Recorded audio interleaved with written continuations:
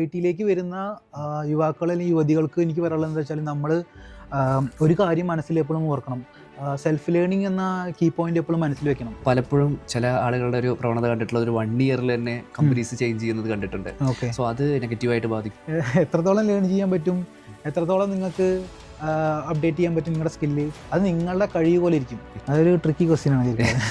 ഇപ്പോൾ working professional എന്ന് പറയുമ്പോൾ നമ്മൾ ഓൾറെഡി ഓക്യുപ്പൈഡ് ആണ് വർക്കിന് വേണ്ടിയിട്ട്. അപ്പോൾ നമുക്ക് ഓപ്പർച്യൂണിറ്റി, ഇപ്പോൾ ഞാൻ ടെസ്റ്ററായിട്ട് വർക്ക് ചെയ്യാണ്, പക്ഷേ എനിക്ക് ഡെവലപ്പർ ആവാൻ ആഗ്രഹമുണ്ട്. ആ സമയത്ത് ചെയ്യേണ്ട രീതികൾ എന്താ വെച്ചാൽ only learning, continuous learning. Hi, എൻ്റെ പേര് രജീഷ്, ബാക്ക്സ്പേസ് കോഡിംഗ് സ്കൂളിൻ്റെ ഫൗണ്ടറാണ്. സോ ബാക്ക്സ്പേസ് എന്താണെന്നുള്ളതും അതുപോലെ നമ്മൾ എന്ത് ട്രെയിനിങ്സ് ആണ് പ്രൊവൈഡ് ചെയ്യുന്നത്, ഏത് സ്ട്രാറ്റജിയാണ് ഫോളോ ചെയ്യുന്നത്, ഇങ്ങനെയുള്ള ഡീറ്റെയിൽസ് ഒക്കെ നമുക്ക് വരുന്ന വീഡിയോയിൽ ഡിസ്കസ് ചെയ്യാം. സോ ഇന്ന് നമ്മൾ ഉദ്ദേശിച്ചിരിക്കുന്നത്, നമ്മൾക്ക് ഒരു കരിയർ സ്റ്റാർട്ട് ചെയ്യുന്നത്, ഐ ടിയിലേക്ക് ഒരു കരിയർ സ്റ്റാർട്ട് ചെയ്യുന്ന ഒരാൾക്ക് അറിഞ്ഞിരിക്കേണ്ട കുറച്ച് കാര്യങ്ങളുണ്ട്, കുറേ ഡൗട്ട്സ് കാര്യങ്ങളൊക്കെ ഉണ്ടാവും. സോ അതിന് ഒരു ക്ലാരിറ്റി കൊണ്ടുവരിക എന്നുള്ളതാണ് നമ്മൾ ഈ ഒരു വീഡിയോ കൊണ്ട് ഉദ്ദേശിക്കുന്നത്. സോ നിങ്ങളൊരു കരിയർ സ്റ്റാർട്ട് ചെയ്യാൻ വേണ്ടി ഐ ടിയിലേക്ക് ഒരു കരിയറാണ് നിങ്ങൾ ഉദ്ദേശിക്കുന്നുണ്ടെങ്കിൽ ഈ ഒരു വീഡിയോ നിങ്ങൾക്ക് വളരെ യൂസ്ഫുൾ ആയിരിക്കും. അതുപോലെ തന്നെ ഇപ്പോൾ നിങ്ങളൊരു കറൻ്റ്ലി നിങ്ങളൊരു ടെസ്റ്ററായിട്ടോ അതല്ലെങ്കിൽ സപ്പോർട്ട് എഞ്ചിനീയർ ആയിട്ടോ വർക്ക് ചെയ്യുകയാണ്, നിങ്ങൾക്കൊരു പ്രോപ്പർ ഡെവലപ്മെൻറ്റിലേക്ക് വരണം എന്നുണ്ടെങ്കിൽ ഈ ഒരു വീഡിയോ നിങ്ങൾ മുഴുവനായിട്ടും കാണാൻ ശ്രമിക്കുക. ഓക്കെ, സോ നമ്മുടെ നിന്ന് കൂടെയുള്ള ഗസ്റ്റ് വിഷ്ണു ആണ്. സോ വിഷ്ണു 7 years ആയിട്ട് ഐ ടി ഇൻഡസ്ട്രിയിൽ വർക്ക് ചെയ്യുന്ന ആളാണ്. ഇപ്പോൾ ഒരു MNC കമ്പനിയിലാണ് വർക്ക് ചെയ്തുകൊണ്ടിരിക്കുന്നത്. സോ കൂടുതൽ വിവരങ്ങൾ ഞാൻ പറയുന്നില്ല, നമുക്ക് വിഷ്ണുവിൻ്റെ അടുത്ത് തന്നെ ഒരു ഇൻട്രൊഡക്ഷൻ വെച്ചിട്ട് തന്നെ നമുക്ക് സ്റ്റാർട്ട് ചെയ്യാം. Okay, welcome to Backspace. Thank you, Rajesh. First of all, thank you for the warm welcome to Backspace. We can go to the discussion. Okay, ഒരു ക്വിക്ക് ഇൻട്രൊഡക്ഷൻ വെച്ചിട്ട് തന്നെ നമുക്ക് സ്റ്റാർട്ട് ചെയ്യാം. ഓക്കെ, എങ്ങനെയായിരുന്നു കരിയർ സ്റ്റാർട്ട് ചെയ്തത്? Career start ചെയ്തത് ഞാൻ എന്താ വെച്ചാൽ എൻ്റെ കോളേജ് കഴിഞ്ഞിട്ട് ഞാൻ മെയിനായിട്ട് എനിക്ക് ഡെവലപ്പർ ആവണം എന്നുള്ള ആഗ്രഹത്തോടു കൂടിയാണ് എയിം ചെയ്തിരുന്നത്, ജോബ് എയിം ചെയ്തിരുന്നത്. ആ സമയത്ത് ഞാൻ ആദ്യത്തെ ഓർഗനൈസേഷൻ കോഗ്നിസൻ്റ് ആയിരുന്നു. It is N off campus interview ആയിരുന്നു. അതിൽ സെലക്ഷൻ കിട്ടി, അങ്ങനെ കോഗ്നിസൻ്റിലേക്ക് കയറി. ഓക്കെ, അപ്പോൾ ആക്ച്വലി 1 year അവിടെ നിന്നുള്ളൂ. ബട്ട് എന്താ വെച്ചാൽ അതായിരുന്നു എൻ്റെ ആദ്യത്തെ ഓർഗനൈസേഷൻ. ഒരു MNC ആയിരുന്നു. പിന്നെ ഞാൻ കരിയർ സ്വിച്ച് പല എൻ്റെ ഇൻ്റർവെല്ലിനനുസരിച്ച് എക്സ്പീരിയൻസ് ഇൻ്റർവെല്ലിനനുസരിച്ച് ഞാൻ മാറിക്കൊണ്ടിരുന്നു. അപ്പോൾ 1 year കഴിഞ്ഞിട്ട് ഞാൻ പിന്നെ 2.10 years ഒരു കമ്പനി വർക്ക് ചെയ്തു. അത് കഴിഞ്ഞിട്ട് വീണ്ടും ഒരു 6 months ഒരു കമ്പനി വർക്ക് ചെയ്യേണ്ടി വന്നു. പിന്നെ ഒരു 1.3 years ഒരു കമ്പനി വർക്ക് ചെയ്യേണ്ടി വന്നു. പിന്നെ ലാസ്റ്റ് ഇപ്പോൾ ബാക്ക് ടു കോഗ്നിസൻ്റ് തന്നെ. അപ്പോൾ തിരിച്ച് കോഗ്നിസൻ്റിലാണ് ജോയിൻ ചെയ്തിരിക്കുന്നത്. Okay, fine. സോ ഇപ്പോൾ ഈ ഒരു കാര്യത്തിൽ തന്നെ ഇപ്പോൾ ആദ്യം സ്റ്റാർട്ട് ചെയ്തത് കോഗ്നിസൻ്റിലായിരുന്നു. സോ അതിൽ ആ ഒരു റോൾ എന്തായിരുന്നു? ആക്ച്വലി ഒരു ടെസ്റ്റിങ്ങിലായിരുന്നു എന്ന് പറഞ്ഞിട്ടുണ്ടായിരുന്നല്ലോ. ഈ റോൾ എന്ന് പറഞ്ഞത് ശരിക്കും പറഞ്ഞാൽ നമുക്ക് എന്താണോ നമുക്ക് പ്രൊജക്റ്റ് അസൈൻ ചെയ്യുന്നത് അതിനെ ബേസ്ഡ് ആയിരിക്കും റോൾ വരിക. അപ്പോൾ ഞാൻ വർക്ക് ചെയ്തിട്ടുണ്ട്, ടെസ്റ്റിങ്ങിൽ വർക്ക് ചെയ്തിട്ടുണ്ട്. അതുപോലെ 1 year ഞാൻ ഫസ്റ്റ് ഓർഗനൈസേഷനിൽ വർക്ക് ചെയ്തിട്ടുള്ളൂ. ആ 1 year ഞാൻ ടെസ്റ്റിങ്ങിൽ വർക്ക് ചെയ്തിട്ടുണ്ട്, അതുപോലെ ഡെവലപ്മെൻറ്റിൽ വർക്ക് ചെയ്തിട്ടുണ്ട്. അങ്ങനെ ഈ 2 പ്രൊജക്റ്റിലും സ്വിച്ച് ചെയ്ത് വർക്ക് ചെയ്തിട്ടുണ്ട്. സോ നമുക്ക് ഒരു പെർട്ടിക്കുലർ റോള് എന്ന് പറഞ്ഞിട്ട് അസൈൻ അല്ല, പ്രൊജക്റ്റ് അനുസരിച്ച് നമുക്ക് ചേഞ്ച് ചെയ്യേണ്ടി വരും ചിലപ്പോൾ. പിന്നെ ഇപ്പോൾ ഇതിലൊരു ഡൗട്ട് വരാൻ പോകുന്നത്, ഇപ്പോൾ പലർക്കും ഇപ്പോൾ ഈ ഒരു ഓപ്പർച്യൂണിറ്റി കിട്ടി. ഓക്കെ, കോഗ്നിസൻ്റ് പോലൊരു കമ്പനി ആയതുകൊണ്ട് തന്നെ നമുക്ക് അവിടെ 2 റോൾ ഉണ്ടായിരുന്നു. ഐ മീൻ ടെസ്റ്റിംഗ് ഉണ്ടായിരുന്നു, ഡെവലപ്മെന്റിലേക്ക് സ്വിച്ച് ചെയ്യാനുള്ള ഓപ്പർച്യൂണിറ്റി നമുക്ക് കിട്ടി. പക്ഷേ പല കമ്പനീസിലും ഇപ്പോൾ നമുക്ക് ഈ ഒരു ഓപ്പർച്യൂണിറ്റി കിട്ടണമെന്നില്ല. സോ അങ്ങനെയുള്ള ഒരു കാൻഡിഡേറ്റിനെ സംബന്ധിച്ചിടത്തോളം അവർക്ക് എങ്ങനെ സ്വിച്ച് ചെയ്യാൻ പറ്റും? ഏതൊരു ലേണിംഗ് പാത്താണ് അവർ യൂസ് ചെയ്യേണ്ടത്? ഇപ്പോൾ ഞാൻ പറയല്ലോ, കോഗ്നിസൻ്റിലും അങ്ങനെ ഒരു ഓപ്പർച്യൂണിറ്റി ഇല്ലായിരിക്കും. നമ്മൾ എന്താണ് ഫോഴ്സ്ഫുള്ളി നമ്മൾ റിക്വസ്റ്റ് ചെയ്തിട്ടും നമ്മൾ ഒരുപാട് നമ്മുടെ സ്ട്രഗിൾ എടുക്കുന്നതിനനുസരിച്ചാണ് നമ്മുടെ ലേണിംഗ് നമുക്ക് വരിക.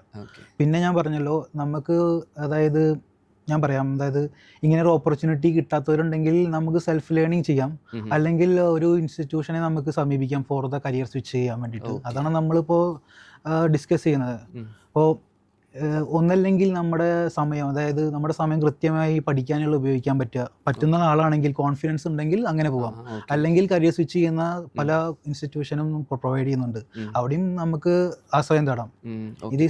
പലർക്കും ഒരു ഇഷ്യൂ വരുന്നത്, ഇപ്പോൾ കറന്റ് വർക്ക് ചെയ്തുകൊണ്ടിരിക്കുകയായിരിക്കും, പെട്ടെന്ന് ഒരു ഇൻസ്റ്റിറ്റ്യൂഷന് ജോയിൻ ചെയ്തിട്ട് നമുക്ക് പഠിക്കണം എന്ന് പറയുന്ന സമയത്ത് ഒരു സാലറി വാങ്ങിച്ചുകൊണ്ടിരിക്കുന്ന ഒരു പേഴ്സണ് പെട്ടെന്ന് അത് കട്ടാവുന്ന സമയത്ത് വരുന്ന ഒരു ഫിനാൻഷ്യൽ ഇഷ്യൂസ് ഉണ്ടാവുമല്ലോ.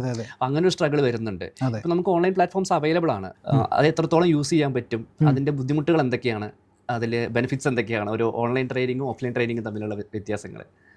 ഓൺലൈൻ ട്രെയിനിങ് എന്ന് പറഞ്ഞിട്ടുണ്ടെങ്കിൽ ഞാൻ പറയട്ടെ, എൻ്റെ ഡ്രോബാക്സും merits and demerits. Merits actually some of the ചില സൈറ്റുകളുണ്ട്, നമുക്ക് അതിൽ നിന്ന് കോഴ്സ് പർച്ചേസ് ചെയ്യാം. ബട്ട് പ്രശ്നം എന്താ വെച്ചാൽ ചിലപ്പോൾ സ്റ്റക്ക് ആകുമ്പോൾ നമുക്ക് അതിൻ്റെ ഒരു സപ്പോർട്ട് ഉണ്ടല്ലോ. ചിലപ്പോൾ കോഡിങ് ടൈമിൽ അല്ലെങ്കിൽ കോൺഫിഗറേഷൻ ടൈം അല്ലെങ്കിൽ ഏത് കോഴ്സാണോ എടുക്കുന്നത് അതിൽ ചിലപ്പോൾ ഡൗട്ടുകളും അല്ലെങ്കിൽ ഒരുപാട് ഡൗട്ടുകളുള്ള ഞാനൊരു ജൂനിയർ ആണെങ്കിൽ, ഞാൻ എൻട്രി ലെവൽ എഞ്ചിനീയർ ആണെങ്കിൽ അല്ലെങ്കിൽ ഡിസൈനറോ എന്തും ആവട്ടെ, എനിക്ക് ഒരുപാട് ഡൗട്ട് ഉണ്ടായിരിക്കും. അപ്പോൾ എനിക്ക് ചോദിക്കാനും അത് ക്ലാരിഫൈ ചെയ്യാനും ചിലപ്പോൾ അപ്പുറത്തൊരു ആളുണ്ടാവണമെന്നില്ല. ചിലപ്പോൾ ഞാൻ ഇടുന്ന കമൻറ്റിന് റിപ്ലൈ കിട്ടുന്നത് ചിലപ്പോൾ 2 ദിവസം കഴിഞ്ഞിട്ടായിരിക്കും. ചിലപ്പോൾ അങ്ങനെ ഉള്ളവരുണ്ട്. അപ്പോൾ നമുക്ക് ഡിഫറൻ്റ് ആയ ഒരുപാട്, പിന്നെ നമ്മൾ മാത്രമല്ല ചിലപ്പോൾ കണക്ടിവിറ്റി ഇഷ്യൂസ് ഉണ്ടാവും, ചിലപ്പോൾ അയാളായിട്ട് കണക്ട് ചെയ്യാനുള്ള ഡിഫിക്കൽട്ടീസ് ഉണ്ടായിരിക്കും. അങ്ങനെ ഒരുപാട് ഇഷ്യൂസ് നമുക്ക് ഇങ്ങനെ വരാറുണ്ട്. അപ്പോൾ നമ്മൾ ഉദ്ദേശിക്കുന്നത് നമുക്ക് ലൈവായിട്ട് ഒരാളെ കിട്ടുക, നല്ലൊരു മെൻറ്ററെ കിട്ടുക, അയാളുമായിട്ട് സ്പെൻഡ് ചെയ്യാൻ പറ്റുക, ഇത്ര ഹവേഴ്സ് ആണെങ്കിൽ ഇത്ര ഹവേഴ്സ് സ്പെൻഡ് ചെയ്യാൻ പറ്റുക, നമ്മുടെ ഡൗട്ട്സുകൾ ക്ലിയർ ചെയ്യാൻ പറ്റുക, ഇതൊക്കെയാണ് ഒരു കാൻഡിഡേറ്റ് ആഗ്രഹിക്കുന്നത്.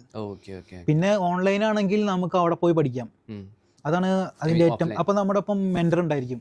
പക്ഷേ ഒരു പ്രശ്നമുണ്ട്, നമ്മുടെ IT-യിലേക്ക് വരുന്ന യുവാക്കൾ അല്ലെങ്കിൽ യുവതികൾക്ക് എനിക്ക് പറയാനുള്ളത് എന്താ വെച്ചാൽ, നമ്മൾ ഒരു കാര്യം മനസ്സിൽ എപ്പോഴും ഓർക്കണം, സെൽഫ് ലേണിംഗ് എന്ന കീ പോയിന്റ് എപ്പോഴും മനസ്സിൽ വെക്കണം. നമുക്ക് ഒരിക്കലും ഒപ്പം പിന്നിൽ നിന്നിട്ട് നിങ്ങൾ ഇങ്ങനെ ചെയ്യണം അങ്ങനെ ചെയ്യരുതെന്ന് പറഞ്ഞ ഒരാളുണ്ടാവില്ല.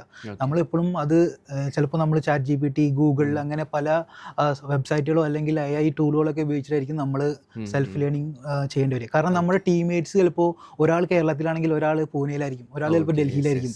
സോ നമുക്ക് കണക്ട് ചെയ്ത് ചെയ്യേണ്ട കാര്യങ്ങളുണ്ടായിരിക്കും, നമ്മൾ കണക്ട് ചെയ്ത് ചെയ്യേണ്ടി വരും. അപ്പോൾ ആ നേരത്ത് നമുക്ക് പിന്നിൽ വന്നിട്ട് ഈ ഇൻസ്ട്രക്ടർ ട്രെയിനിങ് ചെയ്യുന്ന മാതിരി നമുക്ക് ഇങ്ങനെ ചെയ്യണം അല്ലെങ്കിൽ ഡൗട്ട് പറയാൻ, ചിലപ്പോൾ ഡൗട്ട് ക്ലാരിഫൈ ചെയ്യാൻ ആളുണ്ടാവണമെന്നില്ല. അപ്പം നമ്മൾ അങ്ങനെ ഒരു കാര്യം കൂടി നമ്മൾ ഈ ഇതിലൂടെ പഠിച്ചെടുക്കണം. ശരിക്കും പറഞ്ഞാൽ ഈ ഓഫ്ലൈൻ ലേണിങ്ങിൻ്റെ ഡ്രോബാക്കും അതേപോലെ തന്നെ അതിൽ നിന്ന് പഠിച്ചെടുക്കേണ്ട കാര്യവും ഒന്നാണ്. അതായത് നമുക്ക് സെൽഫ് ലേൺ ചെയ്യാനുള്ള എവിടെയൊക്കെ നമുക്ക് തപ്പി സെർച്ച് ചെയ്ത് കണ്ടുപിടിക്കാൻ പറ്റുന്നോ അവിടെയൊക്കെ നമ്മൾ പോയിട്ട് ഇതിനുള്ള ആൻസർ കണ്ടുപിടിക്കണം. അതൊരു ശീലമാക്കി കഴിഞ്ഞാൽ ഇതിൽ ഇൻഡസ്ട്രിയിൽ. ഇപ്പോൾ സംസാരിച്ചത് നമ്മൾ സ്റ്റുഡൻസിൻ്റെ കേസ് പറഞ്ഞു. ഇനി അതൊരു വർക്കിംഗ് പ്രൊഫഷണൽസിൻ്റെ കേസ് വരുന്ന സമയത്ത് അവർക്ക് സ്വിച്ച് ചെയ്യേണ്ടത് എങ്ങനെയാണ്, ഐ മീൻ ലേൺ ചെയ്യേണ്ടത് എങ്ങനെയായിരിക്കും, ഏത് മെത്തേഡ് യൂസ് ചെയ്യായിരിക്കും നല്ലത്? ഇപ്പോൾ വർക്കിംഗ് പ്രൊഫഷണൽ എന്ന് പറയുമ്പോൾ നമ്മൾ ഓൾറെഡി ഓക്യുപ്പൈഡ് ആണ് വർക്കിന് വേണ്ടിയിട്ട്. അപ്പോൾ നമുക്ക് ഓപ്പർച്യൂണിറ്റി, ഇപ്പോൾ ഞാൻ ടെസ്റ്ററായിട്ട് വർക്ക് ചെയ്യാണ്, പക്ഷേ എനിക്ക് ഡെവലപ്പർ ആവാൻ ആഗ്രഹമുണ്ട്. ആ സമയത്ത് ചെയ്യേണ്ട രീതികൾ എന്താ വെച്ചാൽ, എന്തായാലും നിങ്ങൾക്ക് നിങ്ങളുടെ പ്രൊജക്റ്റിൽ ഓപ്പർച്യൂണിറ്റീസ് ഇല്ല എന്ന് പറഞ്ഞിരുന്നു കഴിഞ്ഞാൽ നിങ്ങൾ ഒരിക്കലും ലേൺ ചെയ്യില്ല. നിങ്ങൾ എന്തെങ്കിലുമൊക്കെ ഒരു ഓപ്പർച്യൂണിറ്റീസ് ഉണ്ടാക്കുക. അതായത് ഇപ്പോൾ ഒരു സപ്പോർട്ടാണെങ്കിൽ നിങ്ങൾക്ക് എന്തെങ്കിലുമൊക്കെ ഒരു ചെറിയ ആപ്ലിക്കേഷൻ ഉണ്ടാക്കാനുള്ള ഒരു, നിങ്ങളുടെ പ്രൊജക്റ്റിന് വേണ്ടി ചെറിയൊരു ആപ്ലിക്കേഷൻ ഉണ്ടാക്കാനുള്ള ഒരു എയിം നമ്മുടെ മനസ്സിൽ വെക്കുക, അതിന് ട്രൈ ചെയ്യുക. ചിലപ്പോൾ ഫെയിലാകും, ചിലപ്പോൾ സക്സസ് ആകും, പക്ഷേ അതിൽ നമ്മൾ എന്തെങ്കിലും പഠിക്കാണ്ടിരിക്കില്ല. അതുപോലെ ടെസ്റ്റർ ആണെങ്കിൽ നിങ്ങൾക്ക് ഒരു ഓട്ടോമേഷൻ ക്രിയേറ്റ് ചെയ്യാൻ നോക്കുക, ചിലപ്പോൾ സക്സസ് ആകും, ചിലപ്പോൾ ഫെയിലാകും. ബട്ട് നമ്മൾ എന്തായാലും എൻഡ് ഓഫ് ദ ഡേ നമ്മൾ എന്തെങ്കിലും പഠിക്കാതിരിക്കില്ല. അപ്പോൾ എപ്പോഴും നമ്മൾ കീപ് ട്രൈയിങ് ഫ്രം അവിടെ നമ്മുടെ ഉള്ളിൽ നിന്ന് തന്നെ പുഷ് ചെയ്യാതെ നമുക്കൊന്നും ചെയ്യാൻ പറ്റില്ല. ഒരാൾ, ഞാൻ പറഞ്ഞല്ലോ, വേറൊരാൾ വന്നിട്ട് നമ്മളോട് നിങ്ങൾ അങ്ങനെ ചെയ്യ് ഇങ്ങനെ ചെയ്യ്, നിങ്ങൾ അങ്ങനെ ചെയ്ത് പഠിക്കണം എന്ന് പറയാൻ ആളുണ്ടാവില്ല. നമ്മൾ തന്നെ നമ്മുടെ ഉള്ളിൽ നിന്ന് തന്നെ പറയണം, നമ്മൾ റെസ്പോൺസിബിലിറ്റി എടുക്കണം നമ്മൾ ശരിക്കും പറഞ്ഞാൽ. അപ്പോൾ സ്വയം പഠിക്കുക, അതാണ് ഏറ്റവും എന്താണ് നമ്മുടെയൊക്കെ പറയാനുള്ളത്. എന്താ വെച്ചാൽ അതേ നമ്മളെ കൊണ്ട് വർക്കൗട്ട് ആവുന്നുള്ളൂ. വേറെ ആൾ വന്നിട്ട് നിങ്ങളെ പുഷ് ചെയ്യാൻ ഉണ്ടാവില്ല. കോർപ്പറേറ്റ് വേൾഡിൽ ആരും അങ്ങനെ ചെയ്യില്ല. അപ്പോൾ സ്വയം പഠിക്കുക, അല്ലെങ്കിൽ പിന്നെ നിങ്ങൾ കുറച്ച് മണിക്കൂറെങ്കിലും ഒരു ഡെയിലി നിങ്ങളുടെ ഏതാണോ നിങ്ങളുടെ ഇൻട്രസ്റ്റിംഗ് ടോപ്പിക് അതിന് വേണ്ടി സ്പെൻഡ് ചെയ്യുക. ഇതാണ് വർക്കിംഗ് പ്രൊഫഷണലിന് പറയാനുള്ളത്.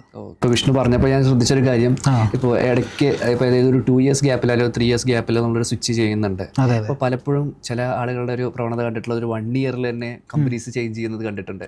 സോ അത് നെഗറ്റീവായിട്ട് ബാധിക്കുമോ, അതോ അതുകൊണ്ടാണോ നമുക്കൊരു കരിയർ ഗ്രോത്ത് പല കാര്യങ്ങൾ ഡിപ്പെൻഡ് ചെയ്തിട്ടാണല്ലോ അങ്ങനെ സ്വിച്ച് ചെയ്യുന്നത്? സോ അത് എത്രത്തോളം നല്ലതാണ്, അതിൻ്റെ ഒരു ചീത്തവശം എന്താണ്? ഇപ്പോൾ നമ്മൾ കരിയർ സ്വിച്ച് ചെയ്യുന്നത് ഓരോരുത്തരുടെ വ്യക്തിപരമാണ്. ഇപ്പോൾ ഒരാൾ 1 year സ്വിച്ച് ചെയ്യുന്നു, ചിലർ 2 വർഷം കഴിഞ്ഞിട്ട് സ്വിച്ച് ചെയ്യുന്നു, 3 വർഷം കഴിഞ്ഞിട്ട് സ്വിച്ച് ചെയ്യുന്നു. അത് ഓരോരുത്തരുടെ വ്യക്തിപരമായ ഇപ്പോൾ പ്രൊമോഷൻ, ഹൈക്ക്, ടെക്നിക്കൽ നോളജ്, അതുപോലെ തന്നെ ചിലപ്പോൾ ഓൺസൈറ്റ് ഓപ്പർച്യൂണിറ്റീസ് അനുസരിച്ചായിരിക്കും നമ്മൾ സ്വിച്ച് വരിക. ഇപ്പോൾ കരിയർ സ്വിച്ച് ചെയ്യുന്നത് നല്ലതാണ്, പക്ഷേ ഞാൻ പറഞ്ഞല്ലോ സീക്വൻസ് ആയിട്ട് സ്വിച്ച് ചെയ്യുന്നതിനേക്കാൾ നല്ലത് നിങ്ങൾ ഒരു 2 വർഷം ഒരു കമ്പനി നിന്നിട്ട് പിന്നെ അടുത്ത 2 വർഷം ഒരു കമ്പനിയോ അല്ലെങ്കിൽ 1 വർഷം എന്തെങ്കിലും ലേൺ ചെയ്തിട്ട് നിങ്ങൾ സ്വിച്ച് ചെയ്യായിരിക്കും നല്ലത്. നിങ്ങൾക്ക് തോന്നുകയാണ് നിങ്ങൾ ലേൺ ചെയ്തതിൻ്റെ പരമാവധി നിങ്ങൾ അവിടുന്ന് എന്താ പറയുക ഊറ്റി പറയല്ലോ, നിങ്ങൾ മാക്സിമം നോളജ് നിങ്ങൾ അവിടെ നിന്ന് കിട്ടിയെങ്കിൽ നിങ്ങൾക്ക് ഇനി ഇവിടെ ഒന്നും ചെയ്യാനില്ലെങ്കിൽ നിങ്ങൾക്ക് സ്വിച്ച് ചെയ്യാം. അതുപോലെ തന്നെ ചില സിറ്റുവേഷൻ, ഓരോരുത്തരുടെ സിറ്റുവേഷൻ അനുസരിച്ചിരിക്കും. ചിലപ്പോൾ പ്രൊജക്റ്റ് അൺഅവൈലബിൾ ആയിരിക്കും, ചിലപ്പോൾ പ്രഷർ താങ്ങാൻ പറ്റാത്തവരുണ്ടാവും, ചില സമയത്ത് ഫാമിലി ആയിട്ട് ജീവിക്കുന്നവരായിരിക്കും, ചിലപ്പോൾ രാത്രി കോള് നൈറ്റ് കോളുകൾ, ചിലപ്പോൾ നമ്മൾ ഫാമിലി ആയിട്ട് നിൽക്കുന്ന ആൾക്കാർക്ക് അത് ചിലപ്പോൾ പറ്റണമെന്നില്ല. അതൊക്കെ പേഴ്സണൽ ഇഷ്യൂസ് കൊണ്ട് സ്വിച്ച് ചെയ്യുന്നവരുണ്ട്.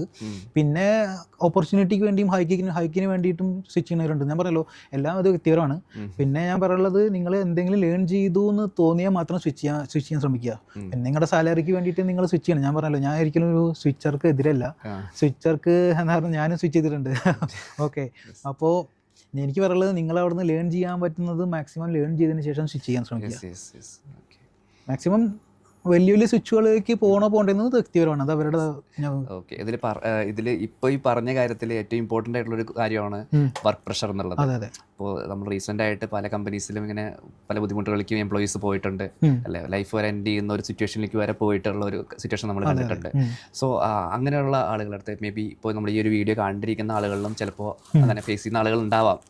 അപ്പോൾ അവരോട് പറയാനുള്ളത്, എങ്ങനെ നമുക്കിത് മാനേജ് ചെയ്യാൻ പറ്റും? പല കാര്യങ്ങളെ ഡിപ്പെൻഡ് ചെയ്തിട്ടായിരിക്കും ഈ വർക്ക് പ്രഷർ വരുന്നുണ്ടാവുക. അതെ, ഞാൻ പറഞ്ഞല്ലോ, നമ്മുടെ work pressure depends upon the പ്രൊജക്റ്റാണ്. പ്രൊജക്റ്റ് ടൈമിങ് ആൻഡ് ആരൊക്കെ ക്ലൈൻറ്റ് എങ്ങനെ ഇരിക്കും, പിന്നെ അവരുടെ ബിഹേവിയറൊക്കെ പോലെ ഇരിക്കും. ചിലപ്പോൾ ചില സമയത്ത് സ്പ്രിൻറ്റുകളിൽ അജൈൽ മെത്തഡോളജി വിത്ത് സ്പ്രിൻ്റൊക്കെ ആയിട്ട് വരുമ്പോൾ ചിലപ്പോൾ കൂടുതൽ വർക്ക് വരുന്നുണ്ടായിരിക്കും, കുറച്ച് ലിമിറ്റഡ് ടൈം ആയിരിക്കും ഉണ്ടാവുക.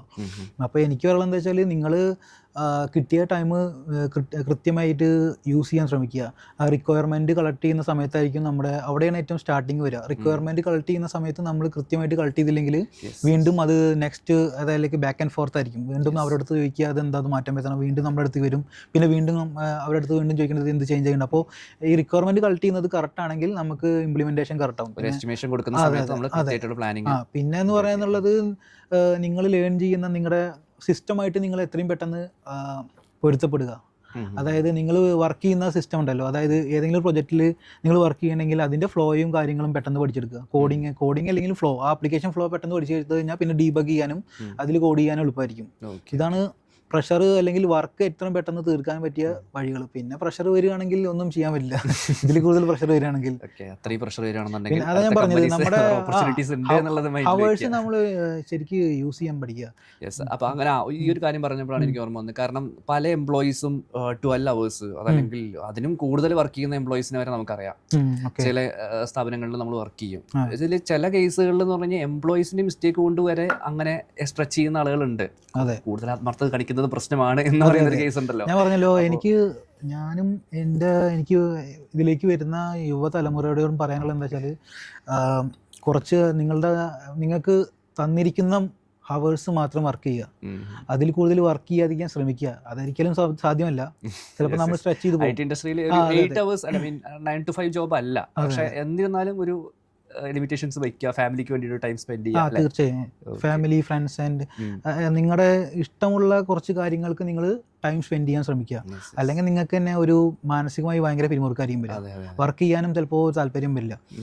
പിന്നെ ഭയങ്കരമായ പ്രഷർ വരുമ്പോൾ നമുക്ക് പറയാനുള്ളത് എന്താ വെച്ചാൽ, നമുക്ക് താങ്ങുന്ന അതായത് ഡിപ്പെൻസ് ആണ്. നമുക്ക് വ്യക്തികളെ നമുക്ക് ഒരിക്കലും അല്ലെങ്കിൽ അവരിങ്ങനെയാണ് നമുക്ക് ഒരിക്കലും അങ്ങനെ പറയാൻ കഴിയില്ല. കാരണം ഓരോരുത്തരുടെ പ്രൊജക്റ്റും അല്ലെങ്കിൽ അവരുടെ എൻവയോൺമെൻറ്റ് പോലെ ഇരിക്കും how they are suffering the pressure, actually how they are dealing the pressure. അപ്പോൾ എനിക്ക് പറയാനുള്ള വെച്ചാൽ, നിങ്ങളുടെ ഹവേഴ്സ് കൃത്യമായിട്ട് യൂസ് ചെയ്യാൻ ശ്രമിക്കുക. തീരെ പറ്റുന്നില്ലെങ്കിൽ പിന്നെ സ്വിച്ച് ചെയ്ത് പോകുക തന്നെ വേറെ വഴി. പക്ഷെ പല കമ്പനീസിലും ഇപ്പോൾ ഒരു ഓപ്പർച്യൂണിറ്റീസ് കൊടുക്കുന്നുണ്ട് എംപ്ലോയീസിന്, അല്ലെ, മെന്റൽ പ്രഷർ കുറച്ച് കുറയ്ക്കാൻ വേണ്ടിയിട്ടുള്ള പല ആക്ടിവിറ്റീസും കാര്യങ്ങളൊക്കെ പല കമ്പനീസും, എല്ലാ കമ്പനീസും ഉണ്ടെന്നല്ല പറയുന്നത്, പക്ഷേ മോസ്റ്റ്ലി കമ്പനീസ് പ്രൊവൈഡ് ചെയ്യുന്നുണ്ട്. അതൊക്കെ മാക്സിമം എൻഗേജ്ഡ് ആയി തന്നെ അല്ലേ കുറച്ചുകൂടി ഒരു ബെറ്റർ ആയിരിക്കും. അത് ചില കമ്പനീസിന് ഫ്രൈഡേ ഫണ്ട് എന്ന് പറഞ്ഞ രീതിയിലൊക്കെ ഒരുവിധം കമ്പനീസ് പ്രൊവൈഡ് ചെയ്യുന്നുണ്ട്. പക്ഷേ അത് എല്ലാവർക്കും ഉണ്ടാവണമെന്നില്ല. കാരണം പല കോംപ്ലക്സ് പ്രൊജക്റ്റുകളൊക്കെ ഉണ്ട്. ഇപ്പോൾ റീറ്റെയിൽ ഡൊമൈൻ അങ്ങനത്തെ പ്രൊജക്റ്റുകൾ അല്ലെങ്കിൽ ബാങ്ക് ഡൊമൈൻ പ്രൊജക്റ്റുകളൊക്കെ ഭയങ്കര കോംപ്ലിക്കേറ്റഡ് പ്രൊജക്റ്റുകളാണ്. അപ്പോൾ അതിൽ നമുക്ക് ടൈം ചിലപ്പോൾ അത്ര കിട്ടണമെന്നില്ല. നമ്മളെ ആർക്കിടെക്ചർ അത്ര കോംപ്ലിക്കേറ്റഡ് ആയിരിക്കും. നമ്മൾ അതിനനുസരിച്ച് വർക്ക് ചെയ്യേണ്ടി വരും, ബഗ്ഗുകൾ വരും, ഫിക്സ് ചെയ്യേണ്ടി വരും. ഇപ്പോൾ സമയപരിധി നമുക്ക് നമ്മുടെ വർക്കിംഗ് ഹവേഴ്സ് മാനേജ് ചെയ്ത് കൊണ്ടുപോകേണ്ടി വരും. പിന്നെ വരുന്ന ഇപ്പോൾ ഈ പറഞ്ഞ പോലെ തന്നെ ഓരോ കമ്പനി സ്വിച്ച് ചെയ്യുന്ന സമയത്തായാലും പ്രൊജക്റ്റ് ചേഞ്ച് ആവുന്ന സമയത്തായാലും വേണ്ടില്ല നമുക്ക് ഈ ഡൊമൈൻസ് ചേഞ്ച് ആവുന്നുണ്ട്. ഇപ്പോൾ മേ ബി ഒരു ഇൻഷുറൻസ് ഡൊമൈനിൽ വന്ന ആളെ പെട്ടെന്ന് വേറൊരു ഡൊമൈനിലേക്ക് പോകുന്ന സമയത്ത് കുറച്ച് ലേൺ ചെയ്യാൻ കുറച്ച് ബുദ്ധിമുട്ടുണ്ടാവും. അപ്പോൾ അതെങ്ങനെയാണ് അത് ഹാൻഡിൽ ചെയ്യാറുള്ളത്? ഇപ്പോൾ 2-3 കമ്പനീസിൽ വർക്ക് ചെയ്തിട്ടുണ്ട്, അപ്പോൾ ഈ ചേഞ്ചസും വന്നിട്ടുണ്ടാവുമല്ലോ. ഞാൻ ഇൻഷുറൻസിനായിരുന്നു ഫസ്റ്റ്. പിന്നെ പോയത് ഒരു ലൈക്ക് കസ്റ്റംസ് ഡൊമൈനിലായിരുന്നു. പിന്നെ ഞാൻ പോയത് ഒരു ബാങ്ക് ഡൊമൈനിൽ വർക്ക് ചെയ്തിട്ടുണ്ട്. പിന്നെ ഞാൻ വർക്ക് ചെയ്തത് ഒരു റിയൽ എസ്റ്റേറ്റ് ഡൊമൈനാണ്. പിന്നെ വന്നത് ഇപ്പോൾ വീണ്ടും റീറ്റെയിലേക്കാണ് വന്നുള്ളത്. അപ്പം ഞാൻ പറഞ്ഞല്ലോ, എല്ലാം നമ്മുടെ എന്താ പറയുക, ഫസ്റ്റ് ഫ്യൂ മന്ത്സ് ആക്ച്വലി ഒരു 6 മാസം നമുക്ക് നമ്മുടെ ഒരു പ്രൊബേഷൻ ടൈം അല്ലേ. ആ സമയത്ത് നമ്മൾ മാക്സിമം ലേൺ ചെയ്യാൻ നോക്കുക. അതായത് ആപ്ലിക്കേഷൻ്റെ ഫ്ലോ അല്ലെങ്കിൽ ഈ ബിസിനസ് ഫ്ലോ ഒക്കെ പഠിക്കാൻ നോക്കുക. ഇതാണ് ഏറ്റവും ബെസ്റ്റ് പ്രാക്ടീസ് ടു ലേൺ. നമുക്ക് നമ്മൾ എന്താണ് സിസ്റ്റം പഠിച്ചു കഴിഞ്ഞാൽ നമ്മൾ അവിടുത്തെ ശരിക്കും പറഞ്ഞാൽ ഫ്ലോ കറക്റ്റായിട്ട് മനസ്സിലാവുകയാണെന്നുണ്ടെങ്കിൽ കുറച്ചുകൂടി ഈസി ആയിട്ട് ഒരു ബിസിനസ് റിക്വയർമെന്റ് വരുന്ന സമയത്ത് നമുക്ക് അറിയാൻ പറ്റും. ബിസിനസ് റിക്വയർമെന്റോ അല്ലെങ്കിൽ ഒരു ഡിഫക്റ്റോ ബഗ്ഗോ വരികയാണെങ്കിൽ നമുക്കത് എങ്ങനെ അത് ഫിക്സ് ചെയ്യാം, നമുക്ക് എളുപ്പം കണ്ടുപിടിക്കുന്നത് ഇതായിരിക്കും. ഇപ്പോൾ വിഷ്ണു യൂസ് ചെയ്തുകൊണ്ടിരിക്കുന്ന മെയിൻ സ്റ്റാക്കുകൾ ഏതൊക്കെയാണ്? അതുപോലെ ഞാനിപ്പോൾ വർക്ക് ചെയ്യുന്നത് ജാവ മൈക്രോ സർവീസ്, അഷ്യൂർ ഉണ്ട്, പിന്നെ മോങ്കോ DB, കാഫ്ക, പിന്നെ സ്പ്രിംഗ് വെബ്പ്ലെക്സ്, സ്പ്രിംഗ് ബൂട്ട് ഇതൊക്കെ തന്നെയാണ് ഞാൻ വർക്ക് ചെയ്യുന്നത്. ഇതൊക്കെ കേൾക്കുന്ന സമയത്ത് ഒരു ഫ്രഷറിനെ സംബന്ധിച്ചിടത്തോളം ആകെ ഞെട്ടിപ്പോയിട്ടുണ്ടാവും. ഇപ്പോഴത്തെ ഫ്രഷേഴ്സ് എല്ലാം ഭയങ്കര പഠിക്കാനും അല്ലെങ്കിൽ കോളേജ് ലെവലിൽ തന്നെ ഇപ്പോൾ അവർ ഒരുപാട് അപ്ഡേറ്റ് ആയി. ഇപ്പോൾ ജിയോൻ്റെ ഒക്കെ കടന്നുകയറ്റം മുതൽ ഇപ്പോൾ നമുക്ക് യൂട്യൂബ് അല്ലെങ്കിൽ നെറ്റ്വർക്ക് ഇൻ്റർനെറ്റ് ഫ്രീ അല്ലേ. അപ്പോൾ അതുകൊണ്ട് തന്നെ പല കോളേജിൽ ഇപ്പോൾ വർക്ക് ചെയ്യുന്ന കുട്ടികളും അല്ലെങ്കിൽ അതിന് മുന്നേ തന്നെ ഇവർ പ്രോഗ്രാമിംഗ് ലാംഗ്വേജുമായിട്ട് ഭയങ്കരമായിട്ട് ഒരു ഹാൻഡിൽ ചെയ്യാനുള്ള ഒരു ഈസി ആയിട്ട് അവർ നോക്കി കാണുന്നത്. എന്താ വെച്ചാൽ അവർ മുന്നേ തന്നെ പഠിക്കാൻ തുടങ്ങിയിട്ടുണ്ടായിരിക്കും. പലരെ എനിക്കറിയാം. അതായത് അവരുടെ ഇപ്പോൾ +2, 10 തന്നെ അവർ പ്രോഗ്രാമിംഗ് ലാംഗ്വേജോട് അല്ലെങ്കിൽ ഒരു പ്രോഗ്രാമിംഗ് ലാംഗ്വേജിൽ 2 ലൈൻ കോഡോ അല്ലെങ്കിൽ 5 ലൈൻ കോഡ് എഴുതാൻ അവർ അപ്പം തന്നെ പഠിച്ചിട്ടുണ്ടാവും. കാരണം ഇപ്പോഴത്തെ ഓൺലൈൻ പ്ലാറ്റ്ഫോമുകളും കുറേ വരുന്നുണ്ട് പഠിക്കാൻ വേണ്ടിയിട്ട്. ഇപ്പോൾ സ്റ്റുഡൻസ് ആയാലും ഇപ്പോൾ എംപ്ലോയീസ് ആയാലും ഇപ്പോൾ അവർക്ക് ആ വഴി പഠിക്കാൻ പറ്റും. ഒരുപാട് ഞാൻ പറയുന്നില്ല ഏതൊക്കെ പേരാണ് നിങ്ങൾക്ക് അറിയുന്നതാണ്, ഏതൊക്കെ ഓൺലൈൻ പ്ലാറ്റ്ഫോമുകളാണ് നമുക്ക് കോഴ്സുകൾ പ്രൊവൈഡ് ചെയ്യുന്നത് അല്ലെങ്കിൽ അപ്സ്കിൽ ചെയ്യാൻ പറ്റുന്ന പ്ലാറ്റ്ഫോമുകളുണ്ട്. അപ്പോൾ സ്റ്റുഡൻസ് ആയാലും ഇപ്പോൾ ഞാൻ പറഞ്ഞല്ലോ, ഇവരെ അങ്ങനെ ഞെട്ടേണ്ട ആവശ്യമൊന്നുമില്ല. കാരണം അവർക്ക് അത് കൃത്യമായിട്ട് അറിയാം. ഇപ്പോഴത്തെ സ്റ്റുഡൻസ് അല്ലെങ്കിൽ ഇപ്പോൾ വരുന്ന തലമുറ എന്ന് പറഞ്ഞിട്ടുണ്ടെങ്കിൽ അത്യാവശ്യം ടെക്നിക്കലി സൗണ്ട്സ് ഗുഡായ പിള്ളേർ തന്നെയാണ്. സോ പലരും അവരുടെ ഒരു ലേണിംഗ് പാത്ത് ഡിസൈൻ ചെയ്യുന്നത് പല ഇൻഫ്ലുവൻസേഴ്സിൻ്റെ യൂട്യൂബ് വീഡിയോസ് കണ്ടിട്ടായിരിക്കാം. ഇൻഫ്ലുവൻസേഴ്സിൻ്റെ ഒരു ഇമ്പാക്ട് കൊണ്ടായിരിക്കാം പലരും ആ ഒരു വീഡിയോ ആ ഒരു കരിയർ പാത്ത് സെറ്റ് ചെയ്യുന്നത്. അങ്ങനെ സെറ്റ് ചെയ്യുന്നതാണോ കുറച്ചുകൂടി നമ്മൾ തന്നെ റിസർച്ച് ചെയ്തിട്ട് സെറ്റ് ചെയ്യുന്നതാണോ? എന്താ അതിൻ്റെ ബെനിഫിറ്റ്സ് ഒക്കെ വരുന്നത്? ഇതിപ്പോൾ ഞാൻ പറഞ്ഞല്ലോ, ഒരു ഇൻഫ്ലുവൻസർ ഒരു ഐഡിയ ഇൻട്രൊഡ്യൂസ് ചെയ്യുമ്പോഴായിരിക്കും നമ്മളതിനെക്കുറിച്ച് അറിയുന്നുണ്ടാവുക.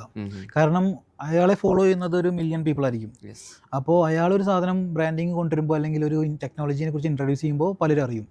അപ്പോൾ എൻ്റെ ഫ്രണ്ട്സ് നിങ്ങളാണെങ്കിൽ നിങ്ങളും അത് അറിയും. വേറെ ഒരു ഫ്രണ്ട് ഉണ്ട്, നിങ്ങളൊരു ഫ്രണ്ട് ആണെങ്കിൽ അപ്പോൾ എൻ്റെ അടുത്തൊന്ന് പറയാടാ ഇങ്ങനെ ഒരു ടെക് വന്നിട്ടുണ്ട്, നമുക്ക് അതൊന്ന് ട്രൈ ചെയ്താലോ എന്ന്. അപ്പോൾ ഇതെന്താ വെച്ചാൽ അങ്ങനെ പോകുന്നുണ്ടെങ്കിലും നിങ്ങളുടേതായ ഒരു റിസർച്ച് നിങ്ങളുടെ ഭാഗത്തു നിന്ന് റിസർച്ച് അത്യാവശ്യമാണ്. ഇപ്പോൾ നിങ്ങളൊരു ലാംഗ്വേജ് ചൂസ് ചെയ്യാണ്, ആ ലാംഗ്വേജ് ചൂസ് ചെയ്യാനുള്ള കാരണം എന്താണ്, അല്ലെങ്കിൽ ടെക്നോളജി ചൂസ് ചെയ്യാനുള്ള കാരണം എന്താണ്? ഇപ്പോൾ ഞാൻ പൈത്തൺ യൂസ് ചെയ്യാണ്, പൈത്തൺ എനിക്ക് കോഡ് ചെയ്യാൻ എളുപ്പമാണ്, മനസ്സിലാക്കാൻ അണ്ടർസ്റ്റാൻഡിങ് എളുപ്പമാണ്. മെഷീൻ ലേണിങ്ങിന് എളുപ്പമാണ്. മെഷീൻ ലേണിംഗ് എളുപ്പമല്ല, മെഷീൻ ലേണിങ്ങിൽ കൂടുതൽ സപ്പോർട്ടുള്ള ഒരു ലാംഗ്വേജാണ് പൈത്തൺ. അല്ലെങ്കിൽ ആർട്ടിഫിഷ്യൽ ഇൻ്റലിജൻസിന് സപ്പോർട്ടുള്ള ലാംഗ്വേജാണ് പൈത്തൺ. അപ്പോൾ ഞാൻ തീരുമാനിക്കുകയാണ് എനിക്ക് എളുപ്പത്തിൽ കോഡ് ചെയ്യാൻ പറ്റുന്നുണ്ട് ഈ പൈത്തൺ ഉപയോഗിച്ചിട്ട്. അതുകൊണ്ടാണ് ഞാൻ പൈത്തണിലേക്ക് മാറിയത്. മാത്രമല്ല എനിക്ക് ആ ലാംഗ്വേജോട് പെട്ടെന്ന് അഡാപ്റ്റ് ചെയ്യാൻ പറ്റി. അതിപ്പോൾ അതായിരിക്കും ചിലവർക്ക് ജാവ ആയിരിക്കും ഇഷ്ടം.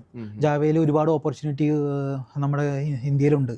അപ്പോൾ ഇതൊരു കുറച്ച് എക്സ്പീരിയൻസ് ആയി കഴിഞ്ഞാൽ സാലറി റേഞ്ച് ഭയങ്കര ഹെവി ആയിട്ടും വരിക, ഭയങ്കര ഹൈ സാലറി റേഞ്ച് ആയിരിക്കും. ചിലപ്പോൾ ഇപ്പോൾ കുറച്ച് സ്ട്രഗിൾ ചെയ്താൽ കുറച്ച് കഴിഞ്ഞാൽ എനിക്ക് നല്ല സാലറി റേഞ്ച് വരും. പിന്നെ മാത്രമല്ല ജാവ എപ്പോഴും അപ്ഡേറ്റ് ചെയ്തുകൊണ്ടിരിക്കുകയാണ്. ഇപ്പോൾ ജാവ 21, 22 ഒക്കെ റേഞ്ചിലേക്ക് എത്തി. അപ്പോൾ അത് അപ്ഡേറ്റീവായ ഒരു ഔട്ട്ഡേറ്റഡ് ആയ ടെക്നോളജി അല്ല. പിന്നെ അങ്ങനെ ആവാം. പിന്നെ വേറെ ലാംഗ്വേജ് ഉപയോഗിക്കാം. അങ്ങനെ അതിനൊരു പർപ്പസ് ഉണ്ടാവുമല്ലോ. ആ പർപ്പസ് കണ്ടുപിടിച്ചതിന് ശേഷം അല്ലെങ്കിൽ നിങ്ങളൊരു മൾട്ടിപ്പിൾ ഒരു ലാംഗ്വേജിൽ അല്ലെങ്കിൽ ഒരു 2-3 ലാംഗ്വേജ് ട്രൈ ചെയ്ത് നോക്കുക. ഒന്നില്ലെങ്കിൽ ഒരു ജാവയിൽ ഒന്ന് കോഡ് ചെയ്ത് നോക്കുക. ജസ്റ്റ് ഒരു ചെറിയൊരു അപ്ലിക്കേഷൻ ഡെവലപ്പ് ചെയ്യാൻ പറ്റുമെങ്കിൽ അപ്ലിക്കേഷൻ ഡെവലപ്പ് ചെയ്യുക. അതേപോലെ പൈത്തണിലും ചെയ്ത് നോക്കുക, വേണമെങ്കിൽ നോഡിലും ചെയ്ത് നോക്കുക. നിങ്ങൾക്ക് ഏതാണ് കൺവീനിയൻ്റ് ആയിട്ട് തോന്നിയത്, അതായത് ഏത് ലാംഗ്വേജ് ആണ് ഏറ്റവും സുഖകരമായിട്ട് ഹാൻഡിൽ ചെയ്യാൻ പറ്റുന്നത് അതിലേക്ക് സ്വിച്ച് ചെയ്യുക. കാരണം നമ്മൾ ചില കേസുകളിൽ സ്റ്റുഡൻസിനെ സംബന്ധിച്ചിടത്തോളം ചിലർക്ക് ജാവ ആയിക്കോട്ടെ അതല്ലെങ്കിൽ പൈത്തൺ ആയിക്കോട്ടെ, ചിലപ്പോൾ ജാവ കുറച്ചുകൂടി ടഫ് ആണെന്നുണ്ടെങ്കിൽ കൂടെ അത് പഠിക്കാൻ അവർക്ക് കപ്പബിൾ ആയിരിക്കും. സോ അത് ചൂസ് ചെയ്യുന്നതിൽ കുഴപ്പമില്ല. പിന്നെ ഒന്നുകൂടെ ഉണ്ട്, ഞാൻ പറഞ്ഞല്ലോ, ഇപ്പോൾ ഡെവലപ്മെന്റ് താല്പര്യമുള്ളവർക്ക് മാത്രം ഇങ്ങനെ, ഇനി ടെസ്റ്റിങ്ങിന് താല്പര്യമുള്ളവർക്ക് അങ്ങനെയും പോവാം. ടെസ്റ്റിംഗ് കോഴ്സുകളുണ്ട്, അതിലേക്ക് പോവാം. ടെസ്റ്റിംഗ് കോഴ്സുകൾ പ്രൊവൈഡഡ് ആണ് ഓൺലൈനിൽ പഠിക്കാൻ. അല്ലെങ്കിൽ യൂട്യൂബ് നോക്കിക്കഴിഞ്ഞാൽ നിങ്ങൾക്ക് എങ്ങനെ ടെസ്റ്റ് ചെയ്യാം, അല്ലെങ്കിൽ അത് വളരെ സിമ്പിളാണ്. അതിൽ ഓട്ടോമേഷൻ വരുന്നുണ്ട്. നമ്മുടെ എഫേർട്ട് കുറയ്ക്കാൻ വേണ്ടിയിട്ടാണ് ഓട്ടോമേഷൻ ഇൻട്രൊഡ്യൂസ് ചെയ്തിട്ടുള്ളത്. അപ്പോൾ ലാർജ് നമ്പർ ഓഫ് ടാസ്കുകളൊക്കെ നമുക്ക് ഓട്ടോമേഷൻ വെച്ചിട്ട് നമുക്ക് റെഡ്യൂസ് ചെയ്തിട്ട് എടുക്കാൻ പറ്റും. പിന്നെ സപ്പോർട്ടിന് വർക്ക് ചെയ്യുന്ന പിള്ളേർക്കാണെങ്കിൽ നിങ്ങൾക്ക് സപ്പോർട്ടാണ് താല്പര്യമെങ്കിൽ അതിന് പോവാം. അല്ലെങ്കിൽ ഡെവോപ്സ് ഉണ്ട്, ഡെവോപ്സിന് താല്പര്യമുള്ളവർക്ക് ഡെവോപ്സിലേക്ക് മാറാം. അപ്പോൾ ഞാൻ പറഞ്ഞല്ലോ, എല്ലാത്തിനും നമ്മൾ ഒറ്റ കീ പോയിൻ്റേ ഉള്ളൂ, ദാറ്റ് ഈസ് സെൽഫ് ലേൺ തന്നെയാണ് ഏറ്റവും മെയിനായിട്ട്. നിങ്ങൾ എന്തിനെ കുറിച്ചും ഒരു താരതമ്യം ചെയ്യുക. അതായത് ഏത് ടെക്നോളജിയാണ് നിങ്ങൾക്ക് സ്യൂട്ടാവുന്നത്, ഏത് ടെക്നോളജിയാണ് നിങ്ങളുടെ അഭിരുചി ഏതാണോ, എനിക്കിതിൽ പോയി കഴിഞ്ഞാൽ ഞാൻ കോൺഫിഡൻ്റ് ആണ്, എനിക്കിത് മുന്നോട്ട് പോകാൻ പറ്റും. അങ്ങനെ നോക്കുകയാണെങ്കിൽ സ്റ്റാർട്ടിങ് അങ്ങനെ ആയിരിക്കും. പിന്നെ ഒരു 4 വർഷം കഴിയുമ്പോൾ നിങ്ങൾ എല്ലാ ടെക്നോളജിയിലേക്കും സ്പ്രെഡ് ആവും. കാരണം അത് നമ്മൾ ഓരോ പ്രൊജക്റ്റ് അനുസരിച്ചിട്ട് മാറി മാറി പഠിച്ചോളൂ. ഇപ്പോൾ ചില കേസിൽ വരുന്നുണ്ട്, ഇപ്പോൾ ചില സ്റ്റാക്കുകൾ പഠിക്കുന്ന സമയത്ത് പല സ്റ്റുഡൻസിനും ഒരു ഡൗട്ടാണ്, ഈ ഒരു സ്റ്റാക്ക് ഇനി പെട്ടെന്ന് ഔട്ട്ഡേറ്റഡ് ആയി പോകുമോ, അങ്ങനെയുള്ളൊരു പ്രശ്നം വരുന്നുണ്ട്. അതിനെക്കുറിച്ച് എന്താണ് ഒരു പറയാനുള്ളത്? അതിനെക്കുറിച്ച് പറയാനുള്ളത് എന്താ വെച്ചാൽ, ഇപ്പോൾ ഞാൻ പറയല്ലോ, ഇപ്പോൾ ഈ ഡെവലപ്മെൻറ്റ് സൈഡായിരിക്കും ചിലപ്പോൾ അങ്ങനെ വരാൻ ചാൻസ് കൂടുതൽ. ഇപ്പോൾ പണ്ടൊക്കെ മെയിൻ ഫ്രെയിം ടെക്നോളജി ആയിരുന്നു, ഭയങ്കര ഹൈപ്പിലായിരുന്നു. അപ്പോൾ മെയിൻ ഫ്രെയിമിനൊക്കെ എന്താ വെച്ചാൽ ഔട്ട്ഡേറ്റഡ് ആയിക്കൊണ്ട് പോയിക്കൊണ്ടിരിക്കുകയാണ്. അതായത് മെയിൻ ഫ്രെയിം കുറേ കാലമായിട്ട് ഔട്ട്ഡേറ്റഡ് ആണ്. അപ്പോൾ അതുകൊണ്ട് തന്നെ അതിലുള്ള ആളുകളൊക്കെ ഇപ്പോഴല്ല കേട്ടോ, കുറേ കാലം മുന്നേ ഔട്ട്ഡേറ്റഡ് ആണ്. പിന്നെ വേറെ ലാംഗ്വേജിലേക്ക് മാറാൻ ശ്രമിച്ചുകൊണ്ടിരുന്നു. അന്നൊക്കെ എൻ്റെ ഒരു മാനേജർ ഉണ്ടായിരുന്നു പണ്ട്, പുള്ളി വന്നതൊരു മെയിൻ ഫ്രെയിമിലായിരുന്നു വന്നിട്ടായിരുന്നു. പുള്ളി പിന്നെ ETLയിലേക്ക് മാറി, ഞാൻ കോഗ്നിസന്റിൽ ഫസ്റ്റ് വർക്ക് ചെയ്യുന്ന സമയത്ത്. അപ്പോൾ ഔട്ട്ഡേറ്റഡ് ആവുക എന്ന് വെച്ചാൽ നമ്മളിപ്പം വേറെ സ്വിച്ച് ചെയ്യണം. അപ്പോൾ ഞാൻ പറഞ്ഞല്ലോ, ഏതെങ്കിലും ടെക്നോളജി ഔട്ട്ഡേറ്റഡ് ആവുക, ഞാൻ പറഞ്ഞില്ലേ, IT ഇൻഡസ്ട്രി എന്ന് പറഞ്ഞു കഴിഞ്ഞാൽ നമുക്ക് ലേണിംഗ് ആണ്, learning and learning, only learning, continuous learning. അപ്പോൾ എത്രത്തോളം ലേൺ ചെയ്യാൻ പറ്റും, എത്രത്തോളം നിങ്ങൾക്ക് അപ്ഡേറ്റ് ചെയ്യാൻ പറ്റും നിങ്ങളുടെ സ്കില്ല്, അത് നിങ്ങളുടെ കഴിവ് പോലെ ഇരിക്കും. അതെ, അതായത് നിങ്ങൾ ഏതൊക്കെ സോഴ്സ് തപ്പി പിടിച്ച് കണ്ടുപിടിച്ച് പഠിക്കുന്നു, അതുപോലെ ആയിരിക്കും നിങ്ങളുടെ സ്വിച്ചിങ്. നമ്മൾ മനസ്സിൽ തന്നെ പ്ലാൻ ചെയ്യുക, ഞാനിപ്പോൾ ഒരു സേഫ് സോണിലല്ലെങ്കിൽ ഞാൻ ഒരുപാട് ലേൺ ചെയ്യേണ്ട ആവശ്യം ഉണ്ട്. എനിക്ക് ടെക്നോളജി, ചിലപ്പോൾ ഈ ടെക്നോളജിയിലൊരു താല്പര്യം തോന്നുന്നില്ല, ഇതൊരു ഔട്ട്ഡേറ്റഡ് ആവാൻ പോവുകയാണെങ്കിൽ അടുത്ത ടെക്നോളജി പഠിക്കണം. അപ്പം അതിനുവേണ്ടി ഞാൻ പറഞ്ഞല്ലോ, യൂട്യൂബ് ഉണ്ട്, അല്ലെങ്കിൽ വേറെ എന്തെങ്കിലും സോഴ്സുകൾ കണ്ടുപിടിക്കുക, അല്ലെങ്കിൽ ഏതെങ്കിലും കോഴ്സുകൾ എടുത്ത് പഠിക്കാൻ കഴിയുന്നവരാണെങ്കിൽ പല ഓൺലൈൻ കോഴ്സുകളുണ്ട്, ചെറിയ വിലയ്ക്ക് കിട്ടുന്ന കോഴ്സുകളുണ്ട്, അത് പഠിക്കാൻ ശ്രമിക്കുക. ഇതൊക്കെ തന്നെയാണ് മെയിനായിട്ട് ചെയ്യാൻ പറ്റുന്നത്. ഇപ്പോൾ പറഞ്ഞില്ല, കണ്ടിന്യൂസ് ലേണിംഗ് ആണ് ആവശ്യം എന്ന് പറഞ്ഞു. ഇപ്പോൾ പലരും +2 കഴിഞ്ഞിട്ട് ഈ ഒരു ഫീൽഡിലേക്ക് വരുന്ന ആളുകളുണ്ട്. 2 തരത്തിലുള്ള കാറ്റഗറി ആൾക്കാരുണ്ട്. ഒന്ന് +2 കഴിഞ്ഞിട്ട് എനിക്കൊരു ഡിഗ്രി പോകാൻ, അല്ലെങ്കിൽ ട്രഡീഷണൽ ഡിഗ്രിയോടെ എനിക്ക് താല്പര്യമില്ല, അതിലെനിക്ക് വിശ്വാസമില്ല എന്ന് പറഞ്ഞിട്ട് വരുന്ന ആളുകളുണ്ട്. പ്രോഗ്രാമിങ്ങിനോട് നല്ല രീതിയിൽ താല്പര്യമുള്ള ആളുകളായിരിക്കും. അപ്പോൾ അങ്ങനെ വരുന്ന ആളുകളുണ്ട്. പലരും വരുന്നത് പക്ഷേ +2 പഠിച്ചു കഴിഞ്ഞാൽ ഞാനൊരു ഡിഗ്രിക്ക് പോകണ്ടേ, റെഗുലറായിട്ട് ക്ലാസ്സിന് പോകണ്ടേ, അതിന് പകരം എനിക്ക് പെട്ടെന്ന് ജോലിക്ക് എൻ്റർ ചെയ്യാലോ. അപ്പോൾ അങ്ങനെ വരുന്നവർക്ക് ഫേസ് ചെയ്യാൻ പോകുന്ന പ്രശ്നങ്ങളും അതേപോലെ തന്നെ അതിനുള്ള ബെനിഫിറ്റ്സും എന്തൊക്കെയാണ്? +2 കഴിഞ്ഞിട്ട് വരുന്ന പിള്ളേരുണ്ട്. അപ്പോൾ അവരും പഠിക്കുന്നത് സെയിം കോഴ്സ് തന്നെയായിരിക്കും, അല്ലെങ്കിൽ ടെക്നോളജി തന്നെയായിരിക്കും. ഈ ഡിഗ്രി കഴിഞ്ഞ് വരുന്നവരും അല്ലെങ്കിൽ BTech കഴിഞ്ഞ് വരുന്നവരും ചിലപ്പോൾ ഫോളോ ചെയ്യുന്നത് സെയിം ടെക്നോളജി, അല്ലെങ്കിൽ ഏതെങ്കിലും ഒരു റെഫറൻസ് മെറ്റീരിയൽ നോക്കി ഒരു സെൽഫ് ലേണിംഗ് സ്റ്റാർട്ട് ചെയ്യും. ഇപ്പോൾ ഞാൻ പറയല്ലോ, ഇപ്പോൾ BTechഉം BSc കമ്പ്യൂട്ടർ സയൻസ് എന്ന ഒരു ഗ്രാജുവേഷൻ ഉള്ളതുകൊണ്ട് പല MNCകളിലും ചില സമയങ്ങളിൽ അവർ ആ ക്രൈറ്റീരിയ വെച്ചിട്ടായിരിക്കും ഫിൽട്ടർ ഔട്ട് ചെയ്തിട്ട് എടുക്കുക. ഇപ്പോൾ ഇന്റർവ്യൂവിന് പോകുന്നതിന് മുൻപ് ഫിൽട്രേഷൻ വരുന്നത്. അപ്പോൾ ഞാൻ പറയട്ടെ, നമുക്ക് ഇങ്ങനെ ഒരു ഫിൽട്രേഷൻ ഇല്ല, നിനക്ക് കഴിവുണ്ടെങ്കിൽ നീ പോരെ എന്നുള്ള രീതിയിലാണെങ്കിൽ ഇറ്റ്സ് ഓക്കെ. ഓക്കെ. അതായത് നമുക്ക് ഡിഗ്രിയോ അല്ലെങ്കിൽ ബിടെക്കോ അല്ലെങ്കിൽ ഒരു ഡിപ്ലോമയോ ഒന്നും വേണ്ട ആവശ്യമില്ല. പ്ലസ് ടു കഴിഞ്ഞ ഉടനെ തന്നെ ഇവന് കഴിവുണ്ട്. അത് ചുരുക്കം കമ്പനികളാണ് അങ്ങനെ കണ്ടുപിടിച്ചിട്ട് വരുന്നത്. അതായത് ഇവൻ്റെ ഒരു കോഡിംഗ് റൗണ്ട് വെച്ചിട്ട് അല്ലെങ്കിൽ ഒരു പ്രൊജക്റ്റ് എക്സ്പ്ലെയിൻ ചെയ്തിട്ട് ഇത് ഞാൻ ചെയ്ത പ്രൊജക്റ്റാണ് അല്ലെങ്കിൽ ഇതെൻ്റെ അല്ലെങ്കിൽ ഒരു കോഡിംഗ് റൗണ്ട് വെച്ചിട്ട് ഇതിൽ നിന്ന് ഫിൽട്ടർ ഔട്ട് ചെയ്തെടുക്കുന്ന ഫസ്റ്റ് റൗണ്ട് അങ്ങനെ ആയിരുന്നെങ്കിൽ ഓക്കെ വി ആർ ഫൈൻ. കാരണം ഡിഗ്രി അല്ലെങ്കിൽ ബിടെക് ആവശ്യമില്ല. ഞാൻ പറഞ്ഞത് ഇത് ബിടെക്കോ ഡിഗ്രി ഇല്ലാത്തവരെ തളർത്താൻ വേണ്ടി പറഞ്ഞതല്ല. ഈ നിങ്ങൾക്ക് ഉണ്ടെങ്കിൽ കൂടുതൽ മെറിറ്റാണ്. ഇല്ലെങ്കിൽ നിങ്ങൾ അത്രയും സ്ട്രെയിൻ എടുക്കേണ്ടി വരും, എക്സ്ട്രാ ഒരു എഫേർട്ട് അതിന് വരെ പുട്ട് ചെയ്യേണ്ടി വരും. അപ്പോൾ ബിടെക് ഉള്ളവർക്ക് എന്താ വെച്ചാൽ എനിക്ക് തോന്നുന്നു ഒരുപാട് ജോലിക്ക് ബിടെക്കിന്റെ ഒരു മിനിമം ക്വാളിഫിക്കേഷൻ വെക്കുന്നുണ്ട്. അല്ലെങ്കിൽ BSc കമ്പ്യൂട്ടർ സയൻസ് പിന്നെയാണ് വരുന്നത്, BSc BCA ഒക്കെ. അപ്പോൾ എനിക്ക് പറയാനുള്ളത് നിങ്ങളെ കൊണ്ട് പറ്റുന്നതാണെങ്കിൽ എടുക്കുക. പറ്റില്ലെങ്കിൽ പിന്നെ ഫിനാൻഷ്യൽ ഇഷ്യൂ ഉള്ള ആൾക്കാരുണ്ടാവും. ചിലപ്പോൾ ടെക്നിക്കലി അത്ര ചിലപ്പോൾ പഠിക്കാൻ പറ്റില്ല, പക്ഷേ കോഡിങ്ങിലൊക്കെ ആൾ ഭയങ്കര അടിപൊളിയായിരിക്കും. അല്ലെങ്കിൽ വേറെ ടെക്നോളജികളിലൊക്കെ അടിപൊളിയായിരിക്കും. ഇനി ടെസ്റ്റിങ്ങോ അല്ലെങ്കിൽ ഇനി സപ്പോർട്ട് കൈൻഡ് ഓഫ് ഫിക്സ് ചെയ്യാനും ബഗ് ഫിക്സ് ചെയ്യാനൊക്കെ കാര്യങ്ങളൊക്കെ ആള് വളരെ മിടുക്കനായിരിക്കും. അപ്പോൾ അങ്ങനത്തെ ആളുകൾക്ക് എനിക്ക് പറയുന്നത് വെച്ചാൽ അവർ എക്സ്ട്രാ എഫേർട്ട് ഇട്ടിട്ട് പല കമ്പനീസും അങ്ങനെ എടുക്കുന്നവരുണ്ട്. ഇപ്പോൾ നിങ്ങളുടെ എഫേർട്ടിൻ്റെ പോലെ ഇരിക്കും. കാരണം നിങ്ങളുടെ സ്കിൽ സെറ്റ് അല്ലെങ്കിൽ നിങ്ങളുടെ പ്രൊജക്റ്റ് വെച്ചിട്ട് നിങ്ങൾക്ക് പുറത്തിറങ്ങിക്കഴിഞ്ഞാൽ നിങ്ങൾ ശ്രമിച്ചാൽ കിട്ടേണ്ടതാണ് ഇൻ്റർവ്യൂകളൊക്കെ. സ്റ്റാർട്ടപ്പുകളിലേക്കൊക്കെ സ്റ്റാർട്ടിങ് കിട്ടും. പിന്നെ ഒരിക്കൽ നിങ്ങൾ എക്സ്പീരിയൻസ്ഡ് ആയി കഴിഞ്ഞാൽ പിന്നെ നിങ്ങൾ ഡിഗ്രി ഒന്നും അവർ നോക്കില്ല. പിന്നെ നിങ്ങൾ അതായത് നിങ്ങളുടെ സ്കില്ല് എത്രത്തോളം ഉണ്ട്, നിങ്ങൾ എത്രത്തോളം ഔട്ട്പുട്ട് പ്രൊവൈഡ് ചെയ്യുന്നു, അതിന് ബേസ്ഡ് ആയിരിക്കും ബാക്കി നിങ്ങളുടെ സാലറി, നിങ്ങളുടെ നെക്സ്റ്റ് സ്വിച്ചുകളൊക്കെ. ഇപ്പോൾ അതേപോലെ തന്നെ ഒരു ഡൗട്ടാണ്. ഇപ്പോൾ നമ്മളൊരു ഇപ്പോൾ ഞാനൊരു ഡിഗ്രി കഴിഞ്ഞു, അതല്ലെങ്കിൽ ഒരു ബിടെക് കഴിഞ്ഞു, വാട്ടർ. അപ്പോൾ അത് കഴിഞ്ഞ ഒരാൾക്ക് പെട്ടെന്ന് സ്റ്റാർട്ടപ്പ് കമ്പനീസിൽ കയറണോ അതോ ഒരു MNC കമ്പനിയിലേക്ക് നോക്കുകയാണോ നല്ലത് എന്നുള്ളൊരു ഡൗട്ട് ഉണ്ടാവും. അതൊരു ട്രിക്കി ക്വസ്റ്റ്യൻ ആണ് ശരിക്കും പറഞ്ഞാൽ. ഞാൻ പറഞ്ഞല്ലോ, സ്റ്റാർട്ടപ്പ് നമ്മൾ ചിന്തിക്കുന്നത് എന്താ വെച്ചാൽ ഒരുപാട് ടെക്നോളജി നമുക്ക് പഠിക്കാൻ പറ്റും എന്നുള്ള ഐഡിയയിലാണ്. പക്ഷേ എല്ലാ സ്റ്റാർട്ടപ്പുകളും ചിലപ്പോൾ അങ്ങനെ ആവണമെന്നില്ല. ചില സ്റ്റാർട്ടപ്പുകൾ ചിലപ്പോൾ നമുക്ക് കുറേ ടെക്നോളജി പഠിക്കാൻ പറ്റും, ചിലത് നമുക്ക് വേണ്ടാത്ത കാര്യങ്ങളായിരിക്കും പഠിക്കേണ്ടി വരിക. അപ്പോൾ എനിക്ക് പറയുന്നത് വെച്ചാൽ സ്റ്റാർട്ടപ്പിൽ പോവുകയാണെങ്കിൽ ഒരുപാട് കാര്യങ്ങൾ പഠിക്കാം. കാരണം നമ്മൾ തന്നെ ആയിരിക്കും ഡെവലപ്പ് ചെയ്യുക, നമ്മൾ തന്നെ ഡിപ്ലോയ്മെൻറ്റ് ചെയ്യുക, നമ്മൾ തന്നെ ആയിരിക്കും ബാക്കി കാര്യങ്ങൾ സെർവർ മാനേജ്മെൻറ്റ് അല്ലെങ്കിൽ ബാക്കി കാര്യങ്ങളെല്ലാം ചെയ്യുന്നത്. ചിലപ്പോൾ നെറ്റ്വർക്കൊക്കെ ചെയ്യുന്നത് നമ്മൾ തന്നെ ആയിരിക്കും. കുറേയൊക്കെ നമുക്ക് പഠിക്കാൻ പറ്റും. ഞാൻ പറഞ്ഞു കംപ്ലീറ്റ് ആയിട്ട് ബാക്കി കാര്യങ്ങളല്ല, എന്നാലും ഒരു ഐഡിയ നമുക്ക് സ്റ്റാർട്ടപ്പ് പോയാൽ കിട്ടും. കാരണം അവിടെ ഒരുപാട് വർക്ക് ചെയ്യേണ്ടി വരും എന്ന് പറഞ്ഞാൽ ഇത് തന്നെ കുറേ റിസോഴ്സ് കുറവും, അപ്പോൾ അതിനനുസരിച്ചുള്ള വർക്ക് കുറച്ചും കൂടെ അധികമായിരിക്കും.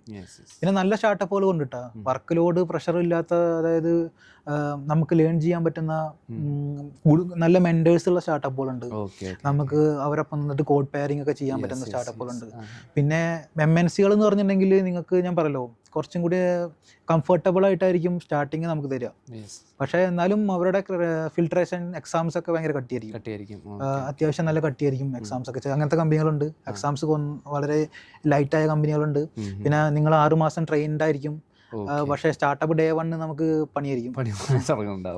അത് ഒരുവിധം സ്റ്റാർട്ടപ്പുകളൊക്കെ അങ്ങനെ തന്നെയാണ്. നമ്മൾ Day 1 ഞാൻ പറഞ്ഞ ചെറിയ സ്റ്റാർട്ടപ്പുകളാണ്. എസ്റ്റാബ്ലിഷ്ഡ് സ്റ്റാർട്ടപ്പ് ചിലപ്പോൾ ട്രെയിനിങ് ഉണ്ടാവാൻ ചാൻസ് ഉണ്ട്. ചിലപ്പോൾ ഒരു കുറച്ച് ട്രെയിനിങ്ങും അല്ലെങ്കിൽ അവരുടേതായ ട്രെയിനിങ്ങുകളൊക്കെ ഉണ്ടാവും. പിന്നെ ഞാൻ പറയല്ലോ എസ്റ്റാബ്ലിഷ്ഡ് സ്റ്റാർട്ടപ്പ് ആണെങ്കിലും സ്മോൾ സ്റ്റാർട്ടപ്പ് ആണെങ്കിലും നമ്മൾ കുറച്ചും കൂടെ ടെക്നോളജി ആയിട്ട് ഹാൻഡിൽ ചെയ്യും. കുറച്ചും കൂടെ അടുപ്പം ഉണ്ടായിരിക്കും. നമുക്ക് കുറച്ചും കൂടെ ടെക്നോളജി അല്ലെങ്കിൽ അതർ ടെക്നോളജി പഠിക്കാൻ പറ്റുന്നതാണ് എൻ്റെ ഒരു. പിന്നെ ഞാൻ പറയാം MNCകളൊക്കെ നമ്മുടെ ഡിപ്പെൻഡ്സ് അപ്പോൺ ദ പ്രൊജക്റ്റാണ്. നിങ്ങളുടെ പ്രൊജക്റ്റിൻ്റെ റിസോഴ്സ് അല്ലെങ്കിൽ നിങ്ങളുടെ പ്രൊജക്റ്റിൻ്റെ അല്ലെങ്കിൽ റിക്വയർമെൻറ്റ് ഒരുപാടുണ്ട്. നിങ്ങൾക്ക് അതൊരു റിച്ച് ഓഫ് ന്യൂ ടെക്നോളജി ആണെങ്കിൽ നിങ്ങൾ ഒരുപാട് പഠിക്കും. അപ്പോൾ നിങ്ങളുടെ പ്രൊജക്റ്റിൽ വെറും ചുമ്മാ എന്തെങ്കിലും ചെറിയ കാര്യങ്ങളുടെ ചെയ്യാനുള്ള ചെറിയ കാര്യം ടെസ്റ്റ് ചെയ്യാൻ, അല്ലെങ്കിൽ ചെറിയ കോഡുകൾ മാറ്റം വരുത്താനും ചെറിയ മെയിൻ്റെനൻസ് വർക്കൊക്കെ ആണെങ്കിൽ നിങ്ങളതിൽ നിന്ന് കാര്യമായ ഒരു സംഭാവന കിട്ടും, അതായത് നോളജായിട്ട് നിങ്ങൾക്ക് കിട്ടും പ്രതീക്ഷിക്കേണ്ട. അപ്പോൾ എല്ലാം ഞാൻ പറഞ്ഞല്ലോ, നിങ്ങൾ എത്ര വേസ്റ്റ് പ്രൊജക്റ്റാണോ എത്ര നല്ല പ്രൊജക്റ്റാണോ അതൊന്നും നിങ്ങൾ നോക്കേണ്ട ആവശ്യമില്ല. നിങ്ങൾ നോക്കേണ്ടത് എനിക്ക് ഇവിടുന്ന് കിട്ടിയില്ലെങ്കിൽ ഞാൻ വേറെ കോഴ്സുകളും അല്ലെങ്കിൽ യൂട്യൂബ് നോക്കി ഞാൻ അല്ലെങ്കിൽ റെഫറൻസ് മെറ്റീരിയൽ അല്ലെങ്കിൽ ഏതെങ്കിലും മറ്റേ ലാംഗ്വേജിൻ്റെ റിസോഴ്സുകൾ ഉണ്ടാവും, പഠിക്കാൻ പറ്റിയ ഇഷ്ടംപോലെ റിസോഴ്സ് നമുക്കുണ്ട്. അപ്പോൾ അതൊക്കെ നോക്കി പഠിക്കുക എന്നുള്ളതാണ് ഏറ്റവും ബെറ്ററായ ഐഡിയ. നമ്മളെപ്പോഴും അപ്ഡേറ്റ് ചെയ്തുകൊണ്ടിരിക്കുക, നമുക്ക് നോളജ് ഇൻക്രീസ് ചെയ്തുകൊണ്ടിരിക്കുക. പുതിയ ട്രെൻഡിങ് ടെക്നോളജി എന്തൊക്കെയാണ് മാർക്കറ്റിൽ വന്നിട്ടുള്ളത് നോക്കുക, എന്നിട്ട് അതിനെക്കുറിച്ചൊക്കെ ഒന്ന് അനലൈസ് ചെയ്യുക. ഇതെങ്ങനെയൊക്കെ നമുക്കും ഒന്ന് ഇംപ്ലിമെൻറ്റ് ചെയ്യാൻ പറ്റുന്നതാണോ, അല്ലെങ്കിൽ ഈ എൻ്റെ ടെക്നോളജിയിൽ, അതായത് ഇപ്പോൾ ഞാൻ ജാവയിൽ എന്താണ് പുതിയ അപ്ഡേറ്റ് വന്നിട്ടുള്ളത്, ആ അപ്ഡേറ്റ് നമ്മുടെ പ്രൊജക്റ്റിൽ ഇംപ്ലിമെൻറ്റ് ചെയ്യാൻ പറ്റുന്നതാണെങ്കിൽ ചെയ്യുക. ഇപ്പോൾ ജാവ 8ൻ്റെ ഫീച്ചേഴ്സ് ഉണ്ട്, അതേപോലെ ജാവ ഇപ്പോൾ ഞാൻ വർക്ക് ചെയ്യുന്ന ജാവ 17 ആണ്. ആ 17ൽ എന്തൊക്കെ ഫീച്ചേഴ്സ് നമുക്ക് നമ്മുടെ കോഡിങ്ങിൽ ഇംപ്ലിമെൻറ്റ് ചെയ്യാൻ പറ്റും എന്നൊക്കെ ശ്രമിക്കുക. അപ്പോൾ അതൊക്കെ തന്നെയാണ് ഇതിൻ്റെ ബേസ്. ഓക്കെ. ഇപ്പോൾ ഇതിൽ പറഞ്ഞ ഒരു കാര്യം ഞാൻ നോട്ട് ചെയ്തത് എന്താണെന്ന് വെച്ച് കഴിഞ്ഞാൽ, ഇപ്പോൾ ഒരു പുതിയ കമ്പനീസിൽ ഒരു MNC കമ്പനികളിൽ കയറുന്ന സമയത്ത് ഇപ്പോൾ interviews, I mean first round of interviews may be online ടെസ്റ്റുകളായിരിക്കാം അല്ലേ? അപ്പോൾ അത് ക്രാക്ക് ചെയ്യാൻ വേണ്ടിയിട്ടുള്ള എന്തൊക്കെ ടിപ്സ് കൊടുക്കാൻ പറ്റും ഒരു ഫ്രഷേഴ്സ് ഇപ്പോൾ കേൾക്കുന്ന സമയത്ത് മേ ബി ഒരു കൺഫ്യൂസ്ഡ് ആയിരിക്കാം. എനിക്ക് പറയാനുള്ളത്, നമുക്ക് 2 വേ ഓഫ് അപ്രോച്ചാണുള്ളത്. സാധാരണ നമ്മളൊരു ഫ്രഷറായിട്ട് കയറുമ്പോൾ നിങ്ങൾ ഏതെങ്കിലും ഒരു ലാംഗ്വേജ് അല്ലെങ്കിൽ ഒബ്ജക്റ്റ് ഓറിയൻറ്റഡ് കൺസെപ്റ്റിനെ കുറിച്ച് കൃത്യമായ ധാരണയുള്ള ആളായിരിക്കണം. അല്ലെങ്കിൽ നമ്മൾ കോളേജിൽ തന്നെ കുറേ ഇപ്പോൾ കോമ്പറ്റീറ്റീവ് പ്രോഗ്രാമിങ്സ് ഒക്കെ ചെയ്യുന്നുണ്ട്. അപ്പോൾ ഒരു പാലിൻഡ്രോം ചെക്ക് ചെയ്യുക, അല്ലെങ്കിൽ സം ഓഫ് അറേ, അല്ലെങ്കിൽ അറേ വെച്ചിട്ടുള്ള ഒരുപാട് ബേസിക് സ്ട്രിങ് വെച്ചിട്ടുള്ളത്, അങ്ങനത്തെ കുറച്ച് പ്രോഗ്രാംസ് നിങ്ങൾ വളരെ ഡീപ്പ് ആയിട്ട് നമ്മൾ അനലൈസ് ചെയ്ത് പഠിക്കണം. അണ്ടർസ്റ്റാൻഡിങ് വളരെ ഇമ്പോർട്ടൻ്റ് ആണ്. അതിൽ തന്നെ ഒരുപാട് ലോജിക്കുകളൊക്കെ ഉണ്ട്, ഒരുപാട് അൽഗോരിതംസ് ഒക്കെ ഉണ്ട്. നമ്മളിപ്പോൾ സോർട്ടിങ് അൽഗോരിതം, സെർച്ചിങ് അൽഗോരിതംസിൻ്റെ ഒക്കെ ബേസ് എപ്പോഴും ഉണ്ടാവണം. ചിലപ്പോൾ മെയിനായിട്ട് അതിൽ നിന്നൊക്കെ ആയിരിക്കും ഈ ബിഗിനറെ സംബന്ധിച്ച് ക്വസ്റ്റ്യൻസ് വരുന്നത്. പിന്നെ എന്താ വെച്ചാൽ കോമ്പറ്റീറ്റീവ് കോഡിങ് പഠിക്കാൻ നിങ്ങൾക്ക് ഒരുപാട് ഒരുപാട് വെബ്സൈറ്റുകളുണ്ട്. നമുക്ക് കോഡ് ഷെഫ് ഉണ്ട്, ലീഡ് കോഡ് ഉണ്ട്, ഹാക്കർ റാങ്ക്, ഹാക്കർ എർത്ത്, അങ്ങനെ ഒരുപാട് വെബ്സൈറ്റുകളുണ്ട് കോഡിങ് പ്രാക്ടീസ് ചെയ്യാൻ. നിങ്ങൾ അതിൽ തന്നെ കണ്ടിന്യൂസ് ആയിട്ട്, അതായത് ഏറ്റവും വേണ്ടത് എന്ന് പറഞ്ഞാൽ കണ്ടിന്യൂസ് ലേണിംഗ് എന്ന് പറഞ്ഞിട്ടുണ്ടെങ്കിൽ നമ്മൾ സ്ട്രിക്റ്റ് ആയിട്ട് ലേൺ ചെയ്യണം. കൺസിസ്റ്റൻസി തീർച്ചയായിട്ടും ഉള്ളവർക്ക് ഈ വിജയമുള്ളൂ.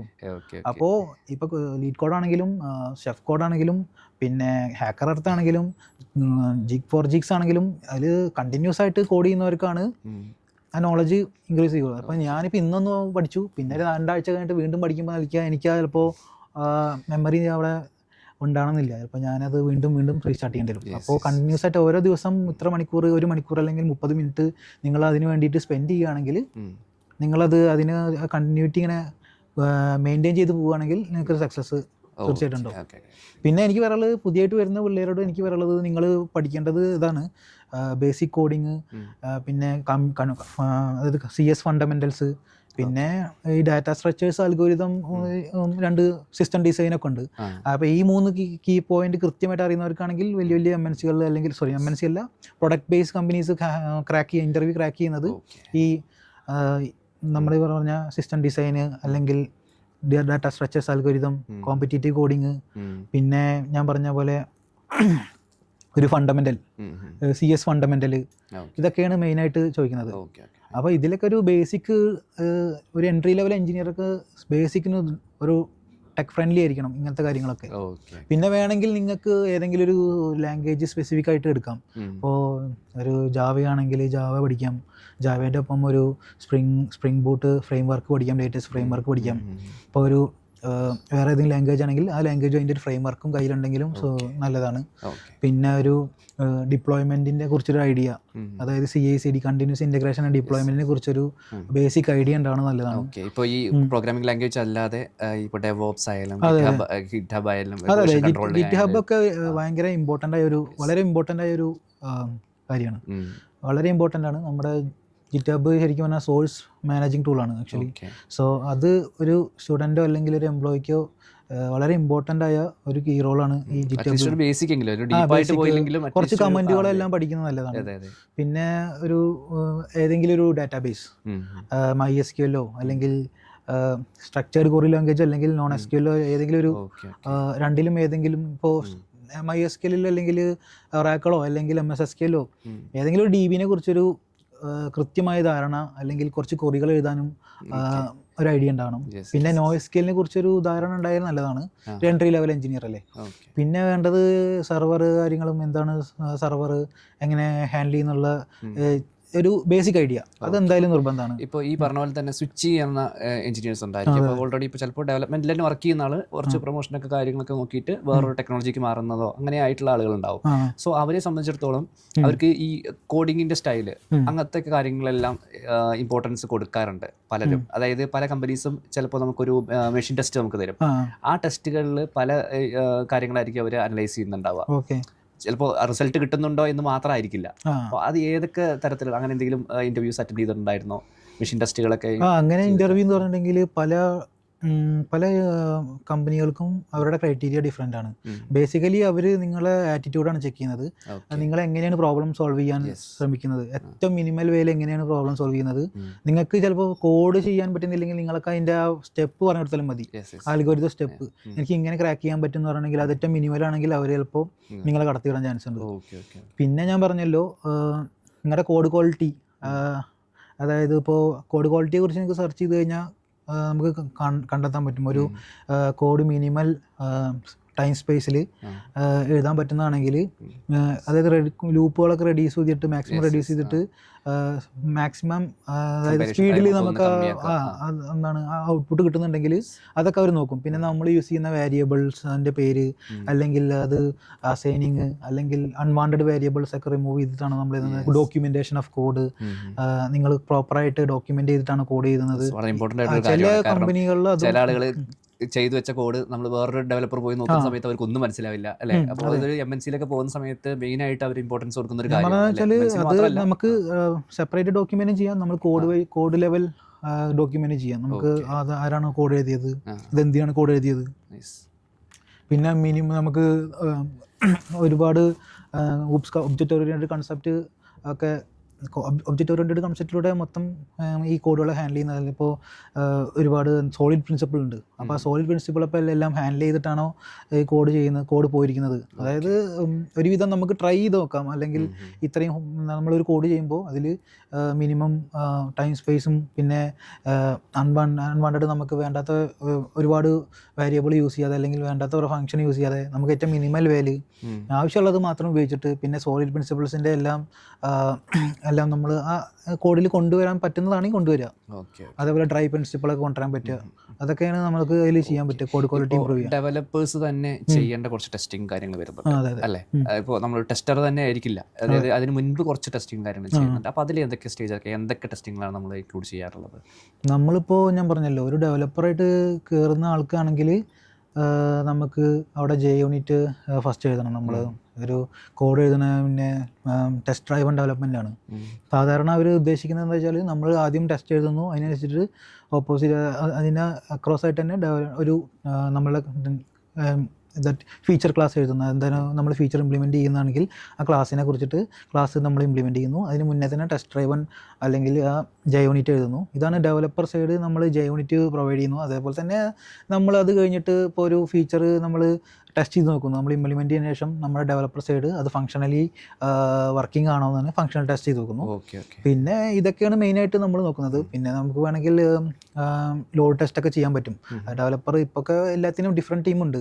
പെർഫോമൻസ് ടെസ്റ്റിങ്ങിന് ടീമുണ്ട്, അതേപോലെ UI ടെസ്റ്റിങ്, UAT ടെസ്റ്റിങ്, അതേപോലെ end-to-end ടെസ്റ്റിങ്, എല്ലാത്തിനും ടീമുണ്ട്. അപ്പോൾ ടെസ്റ്റിങ് അവർ തന്നെ നമ്മുടെ സൈഡിൽ നിന്ന്, ഡെവലപ്പർ സൈഡിൽ നിന്ന് നമുക്ക് ചെയ്യാൻ പറ്റുന്നത് ഒന്ന് യൂണിറ്റ് ടെസ്റ്റ് ആണ്. പിന്നെ നമ്മുടെ അത് അതായത് JUnit കവറേജ് ഒരു 80% JUnit കവറേജിലാണ് നമ്മൾ എഴുതിക്കുന്നത്. അതായത് എല്ലാം ഈ റോബസ്റ്റ്നെസ് ആണ് നമ്മൾ ചെക്ക് ചെയ്യുന്നത്. ഈ കോഡിൻ്റെ റോബസ്റ്റ്നെസ് ഏത് യൂസർ നമുക്ക് ഏത് ടൈപ്പിലും നമുക്ക് ഇൻപുട്ട് ചിലപ്പോൾ തരുന്നത്. അപ്പോൾ അതിനനുസരിച്ചിട്ട് നമ്മുടെ ആപ്ലിക്കേഷൻ ബ്രേക്ക് ചെയ്യാതെ മുന്നോട്ട് പോകണം. അപ്പോൾ റോബസ്റ്റ്നെസ് എത്രത്തോളം ഇമ്പ്രൂവ് ആകുന്നുണ്ടെന്ന് നമ്മൾ ചെക്ക് ചെയ്യുന്നത് ഈ JUnit ഒക്കെയാണ് വെച്ചത്. അതായത് അത് ഡെവലപ്പർ സൈഡ് യൂണിറ്റ് ടെസ്റ്റ് ആണ്. പിന്നെ അതിനുശേഷം മറ്റേ ഫംഗ്ഷണലി നമ്മൾ ചെക്ക് ചെയ്യുന്നു. ഈ ഇൻപുട്ട് കൊടുത്താൽ ഔട്ട്പുട്ട് ഇതാണ് കിട്ടുന്നതെന്ന് ചെക്ക് ചെയ്യുന്നു. പിന്നെ പെർഫോമൻസ് അല്ലെങ്കിൽ end-to-end UAT UI ഇതൊക്കെ ചെക്ക് ചെയ്യാനൊക്കെ ആൾക്കാരുണ്ട്. നമുക്ക് അതിൽ ചിലതൊക്കെ ചെക്ക് ചെയ്യേണ്ട ആവശ്യം ഉണ്ടാവുള്ളൂ. ഇപ്പോൾ ഏറ്റവും കൂടുതൽ ചർച്ച ചെയ്യുന്ന വിഷയമാണ് AI വന്നു കഴിഞ്ഞാൽ കോഡേഴ്സിന്റെ പണി പോകുക എന്നുള്ളത്. അപ്പോൾ അതിനെക്കുറിച്ച് എന്താ പറയാനുള്ളത്?